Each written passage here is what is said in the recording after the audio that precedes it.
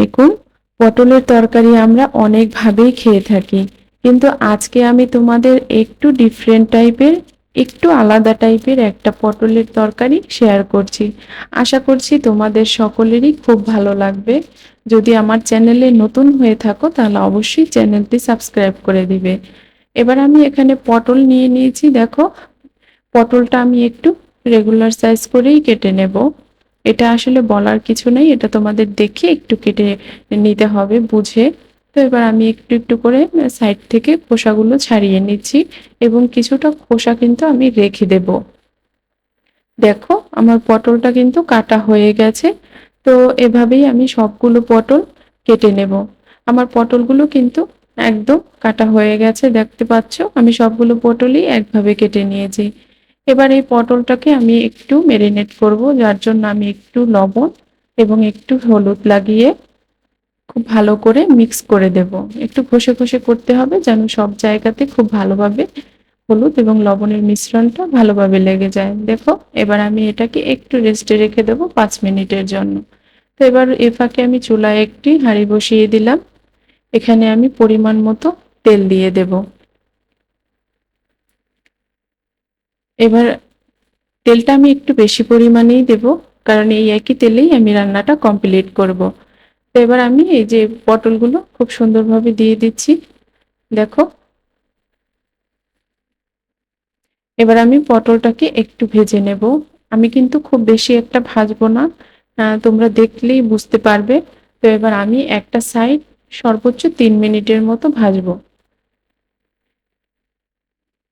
এবার আমি একটু উল্টে পাল্টে অপর সাইডে দিয়ে দেব। দেখো, আমার একটা সাইড কিন্তু ভাজা হয়ে গেছে। দেখতেই পাচ্ছ আমি কিন্তু খুব বেশি এগুলোকে ভাজিনি। একটু নরম হয়ে আসলেই আমি পটলগুলোকে তুলে নেব। দেখো, আমার পটলগুলো কিন্তু ভাজা হয়ে গেছে। এই পর্যায়ে আমি আর এগুলোকে ভাজবো না, এবার এগুলোকে আমি তুলে নেব। আমি একটা বাটিতে তুলে নিচ্ছি। আমার সবগুলো পটলই কিন্তু তুলে নেওয়া হয়ে গেছে। আমি কিন্তু শুরুতেই বলেছিলাম যে আমরা এই তেলের মধ্যেই রান্নাটা কমপ্লিট করব।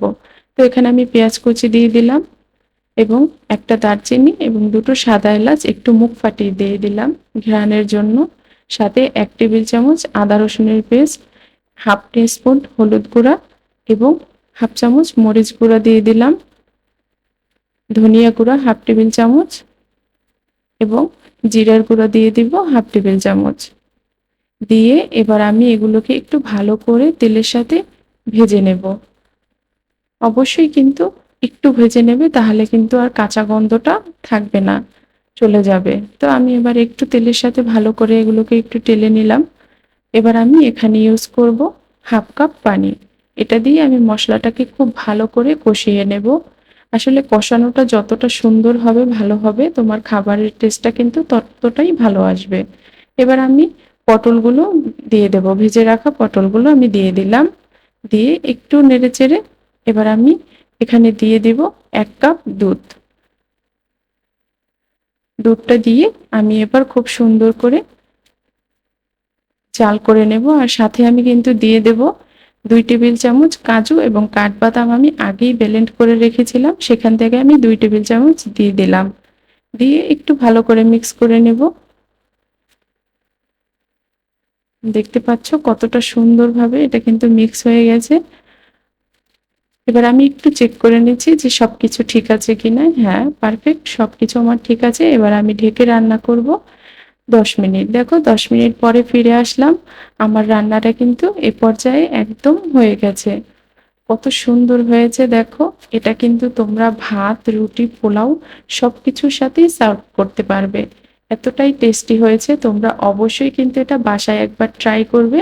ট্রাই করলে বুঝতে পারবে যে কতটা মজা হয়েছে। তো আমি স্বাদটা বাড়ানোর জন্য 1 টেবিল চামচ ঘি দিয়ে দিলাম। এটা অপশনাল, তোমরা চাইলে নাও দিতে পারো, কিন্তু আমার কাছে ঘিয়ের স্মেলটা খুব ভালো লাগে তাই আমি ইউজ করলাম। তোমরা যদি এভাবে বাসায় একবার ট্রাই করো তাহলে বুঝতে পারবে যে এই রেসিপিটা আসলেই কতটা সুন্দর হয়েছে। তোমরা তো অনেকভাবেই খেয়েছো, এভাবে একবার ট্রাই করে দেখো। যদি আমার চ্যানেলে তুমি নতুন হয়ে থাকো তাহলে অবশ্যই আমার চ্যানেলটাকে সাবস্ক্রাইব করবে এবং সাথে একটা লাইক দিতে ভুলবে না। আশা করছি তোমরা সবাই ভালো থাকবে। আসসালামু আলাইকুম।